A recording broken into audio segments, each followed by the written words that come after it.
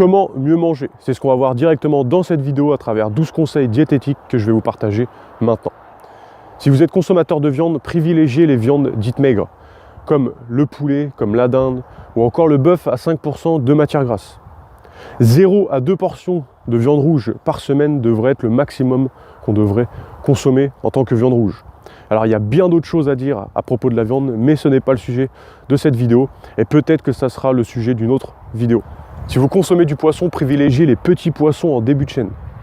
Tout simplement parce que les poissons accumulent des métaux lourds et des polluants, et comme les gros poissons mangent les petits, et bien les gros poissons contiennent beaucoup plus de métaux lourds et de polluants que les petits.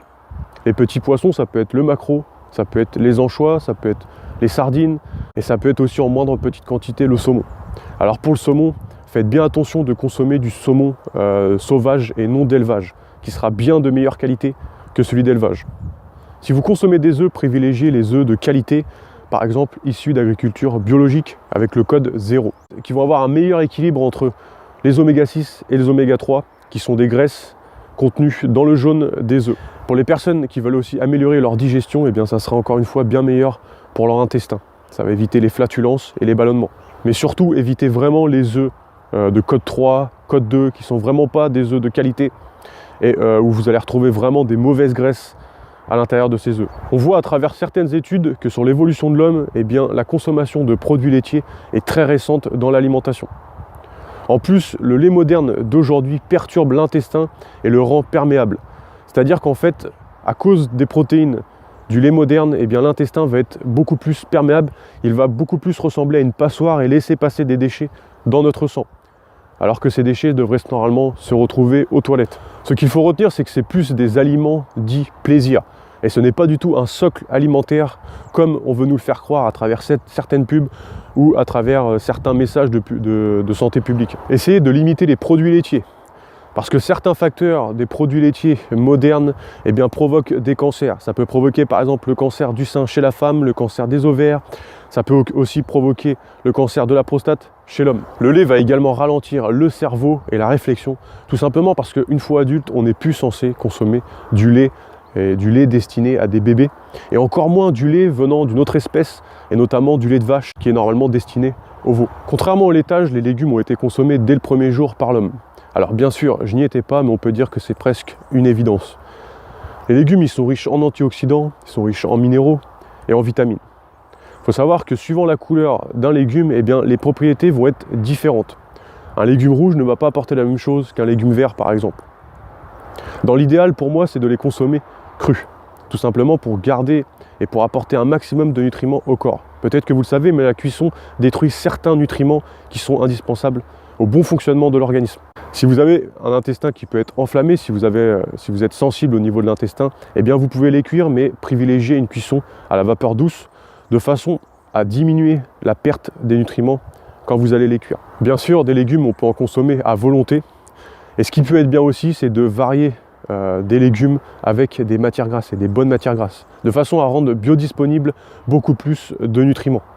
Par exemple, vous faites une salade, eh bien vous mettez un petit filet d'huile d'olive, ça rend des nutriments et des vitamines beaucoup plus disponibles pour l'organisme. Privilégiez les fruits issus d'agriculture biologique. Alors c'est très important justement de consommer des fruits de qualité, des fruits d'agriculture biologique ou que vous aurez fait pousser vous-même ou que vous aurez eu par exemple d'un producteur n'utilisant pas de produits chimiques, tout simplement parce que c'est dommage de manger un aliment comme un fruit qui va nous apporter énormément de vitamines et de minéraux et de consommer ce fruit s'il a été pulvérisé, s'il a été rempli de pesticides. C'est vraiment dommage. C'est pour ça que la qualité des fruits va vraiment être importante au même titre que les légumes.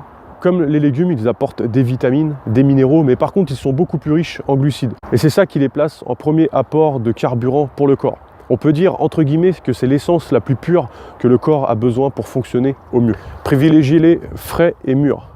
Bien souvent, les gens, par exemple, vont manger des bananes qui sont encore un petit peu vertes. Eh bien, c'est dommage parce que la banane n'est pas mûre. Elle va être mûre quand elle va commencer à avoir quelques taches noires sur la peau. Et là, vous allez apporter beaucoup plus de vitamines et de minéraux. Et la digestion sera beaucoup plus agréable pour votre intestin si le fruit est mûr. Et notamment ici, si la banane elle est mûre. Les noix et graines oléagineuses sont très intéressantes parce qu'elles apportent des bonnes graisses, elles apportent des fibres et des oligo-éléments. Alors par contre, faites bien attention de les privilégier non salés et non grillés. Alors, ils sont souvent vendus en grande surface salés, grillés, et c'est dommage. C'est dommage parce que la chaleur va oxyder les graisses qui vont les faire passer d'un état bénéfique à un état néfaste. Et en plus, l'excès de sel, comme vous le savez sans doute, n'est pas bon pour la santé. Et surtout en plus quand ça va être du sel blanc, comme c'est le cas souvent en grande surface. Les épices peuvent être super intéressants et notamment pour faire passer un plat qui n'est pas forcément bon en bouche à un plat eh bien super bon si on fait la bonne combinaison des épices. Par contre, encore une fois, faites bien attention si vous êtes sensible de l'intestin, si vous avez un intestin qui peut être enflammé, et notamment faites attention avec les épices comme le paprika, comme le piment ou encore le poivre. Ça va être des épices qui vont contribuer à l'inflammation et qui vont encore plus davantage inflammer l'intestin. Par contre, vous pouvez consommer par exemple du curcuma qui va être bénéfique pour la santé de l'intestin et qui va notamment réduire la perméabilité intestinale. Les légumineuses, ça peut être les pois chiches, ça peut être les haricots rouges, les haricots blancs, ça peut être les lentilles et encore plein d'autres. Alors il faut savoir qu'ils apportent une bonne qualité de fibres, une bonne qualité de minéraux, de nutriments, d'oligo-éléments. Donc bien sûr on est obligé de les cuire, mais on peut réduire ce temps de cuisson en les laissant tremper la veille par exemple dans un bol d'eau. L'avantage également de faire ça, c'est qu'on va libérer certains nutriments qui ne seront pas assimilés à cause des antinutriments que contiennent ces graines. En fait, tout simplement, ces graines contiennent des antinutriments pour que dans la nature, les prédateurs comme les animaux ne vont pas être attirés pour les consommer.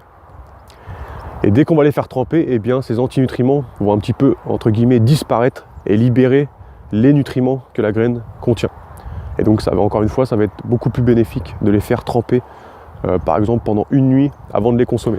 Évitez toutes les céréales qui contiennent des prolamines. Alors, les prolamines, ça vient tout simplement du gluten. Donc évitez les céréales comme le blé, comme le seigle, comme le kamut, comme l'épeautre qui en contiennent une quantité énorme. Évitez également donc tous les dérivés comme les biscuits, comme le couscous, comme le pain et tout ce qui est fait à partir de céréales. Privilégiez plutôt le riz, la marrante, le quinoa, d'autres sources de glucides comme les patates douces, les patates qui vont être bien plus intéressants pour la santé que les céréales. Privilégiez les matières grasses végétales pour l'assaisonnement et la cuisson. Alors certaines huiles sont à éviter, tout simplement parce que leurs acides gras qu'ils contiennent vont perturber l'intestin et le rendre encore une fois perméable. Comme c'est le cas avec l'huile de soja, avec l'huile de maïs, avec l'huile de cartame ou encore l'huile de tournesol. Privilégiez plutôt des huiles aux propriétés intéressantes comme l'huile d'olive, comme l'huile de noix, l'huile de macadamia ou encore l'huile de lin. Ces huiles sont utilisables pour la cuisson et l'assaisonnement, sauf l'huile de lin qui ne doit pas être chauffée et qui doit être conservée au frigo. Évitez également les fritures qui perturbent encore une fois l'intestin. Bien sûr, privilégiez l'eau. Apprenez tout simplement à écouter votre corps en buvant à votre soif. En revanche, la soif, elle peut être perturbée sous certains médicaments, avec l'âge, sous un effort physique ou encore sous certaines maladies. Si vous consommez du café, limitez-vous à 2 petites tasses de café par jour. Pour le thé, c'est également pareil, tout simplement parce que ce sont des excitants qui vont puiser dans les réserves énergétiques du corps. Et en plus, certains thés sont riches en fluor. Évitez de consommer des jus de fruits et des sodas à outrance. Par contre, vous pouvez consommer à volonté des jus de légumes faits maison.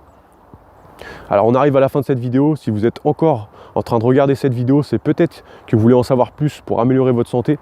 Peut-être que vous voulez changer d'alimentation, peut-être que vous cherchez à perdre du poids, peut-être que vous cherchez à gagner en énergie ou peut-être à vous muscler. Et bien pour ça, j'ai préparé directement 6 vidéos de formation pour vous accompagner. Ce sont 6 vidéos de formation qui sont totalement offertes et vous allez retrouver un lien dans la description. Moi, je vous dis à bientôt dans une prochaine vidéo. Ciao, ciao.